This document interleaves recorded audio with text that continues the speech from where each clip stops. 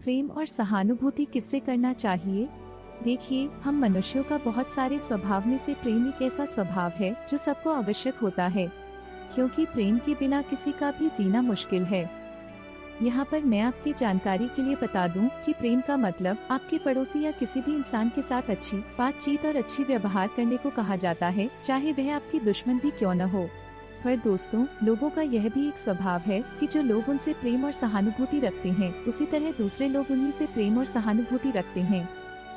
जो उनसे सही लेन देन और बातचीत करते हैं, उनसे दूसरे लोग भी वैसे ही व्यवहार देते हैं। अगर कोई गाली दे तो उसे प्रेम नहीं करते, बल्कि उसे गाली देते हैं। यह हम मनुष्यों का चिर परिचित स्वभाव है।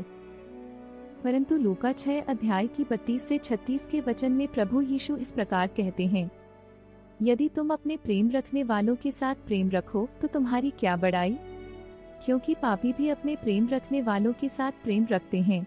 और यदि तुम अपने भलाई करने वालों ही के साथ भलाई करते हो तो तुम्हारी क्या बड़ाई, क्योंकि पापी भी ऐसा ही करते हैं। और यदि तुम उसे उधार दो जिनसे फिर पाने की आशा रखते हो तो तुम्हारी क्या बड़ाई, क्योंकि पापी पापियों को उधार देते हैं कि उतना ही फिर पाएं। वरन अपने शत्रुओं से प्रेम रखो और भलाई करो और फिर पाने की आस न रखकर उधार दो, और तुम्हारे लिए बड़ा फल होगा और तुम परम प्रधान के संतान ठहरोगे, क्योंकि वह उन पर जो धन्यवाद नहीं करते और बुरों पर भी कृपालु है। जैसा तुम्हारा पिता दयावंत है, वैसे ही तुम भी दयावंत बनो। देखिए, मत्ती 5 के 43 से 48 में भी इस प्रकार लिखा है, तुम सुन चुके हो कि कहा गया था कि अपने पड़ोसी से प्रेम रखना और अपने बैरी से बैर। परंतु मैं तुमसे यह कहता हूँ कि अपने बैरियों से प्रेम रखो और अपने सताने वालों के लिए प्रार्थना करो, जिससे तुम अपने स्वर्गीय पिता की संतान ठहरोगे, क्योंकि वह भलों और बुरों दोनों पर अपना सूर्य उदय करता है और धर्मियों और अधर्मियों दोनों पर मेह बरसाता है। क्योंकि यदि तुम अपने प्रेम रखने वालों ही से प्रेम रखो तो तुम्हारे लिए क्या फल होगा?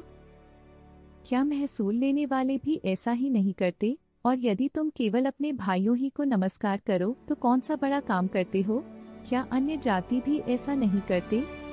इसलिए चाहिए कि तुम सिद्ध बनो जैसा तुम्हारा स्वर्गीय पिता सिद्ध है। दोस्तों, यदि हम लोग प्रभु की प्रार्थना, आराधना और सेवा करते हैं तो हमें उनकी शिक्षा और आज्ञाओं को भी मानकर चलना चाहिए, अन्यथा हमारी दुआ और सेवा बेकार हो सकती है। इसलिए दोस्तों, पाप को छोड़ें, परमेश्वर को पकड़ें और प्रभु की शिक्षा और आज्ञाओं को मानते हुए सच्चाई तथा ईमानदारी के साथ जीवन व्यतीत करते रहें। धन्यवाद।